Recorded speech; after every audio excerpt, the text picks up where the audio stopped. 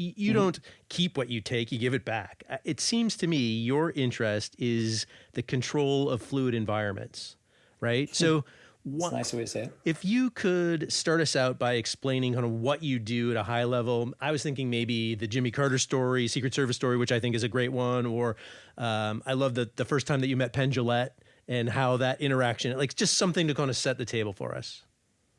It's fun sometimes crafting stories for other people to tell about you.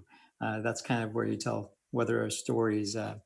I think a lot of the things that have been said about me tend to get exaggerated online. So one of them that really changed my career that was important to me was the Jimmy Carter story. And specifically why I was coming backstage to work one time when I was working at Caesar's Palace in Las Vegas. And my boss had said, um, there's a president coming in who was Jimmy Carter. He's got a Secret Service detail with him. And there are some new rules for, they've done background checks on everyone. And he singled me out of the whole team that was performing that night and said, Apollo, they're not going to let you shake his hand because they're afraid it would get in the news if you were to pickpocket from Carter. Everybody laughed. And then as they left, he pulled me aside. He said, but they didn't say anything about the Secret Service. So if you'd like to give that a shot, you're welcome to. So he pulled me out of my role in the show that night. And the Secret Service was stationed in details of 2 officers per location or entry. And I moved around and started walking up to meet them. And it was an interesting experience for me. I got pulled aside by Caesar Security beforehand, and they said, we're not going to take liability if you do certain things. So here's a couple of advance warnings. Don't take their weapons because it's never considered entertainment. It'll still be a felony. Don't if they take you to the ground, understand that we're not going to have any liability associated to it. So I approached 2 of the officers that were, 2 of the agents that were by a door.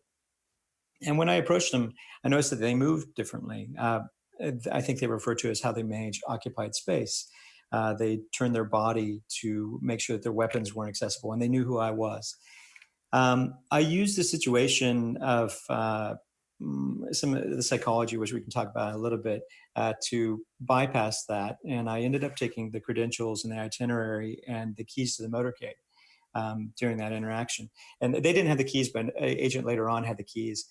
But I ended up stealing from several of them. And it changed my career, not because of the incident of stealing from people, which I had done a lot, but instead because that I was asked to speak to the Secret Service. Then some neuroscientists heard about it and said, do you have some theories about why you were able to do that? And I did have some theories. They said, well, can we actually test that in a lab? Can we use eye tracking software? And we could, and we did. And that got published in Nature Journal Scientific Magazine. And that changed my career about 15 years ago. Yeah. So, I mean, perceptive in that the next question literally is like, okay, so you have military paying attention to the things that you do. You have behavioral psychologists and neuroscientists. And the reason they set out to interact with you is because that you've become kind of expert, especially proficient in certain areas. You started to highlight some of those areas. What do you think? Well, you know the answer to the question. What is it that they are particularly interested in concentrating on? I think the domains that you just mentioned, the common element is the human interaction. How well can we?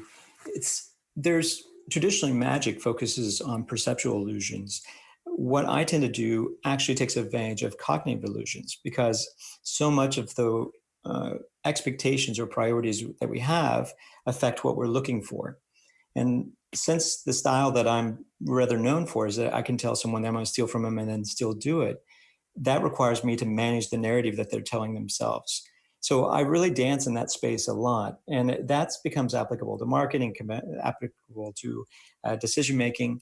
And in that space, whether it's military deception, they have to question the way that they think about an ever-changing environment with technology that becomes disruptive industries and enterprise. So I play in a lot of those spaces, mostly with how to manage the stories that the audience is going to tell themselves.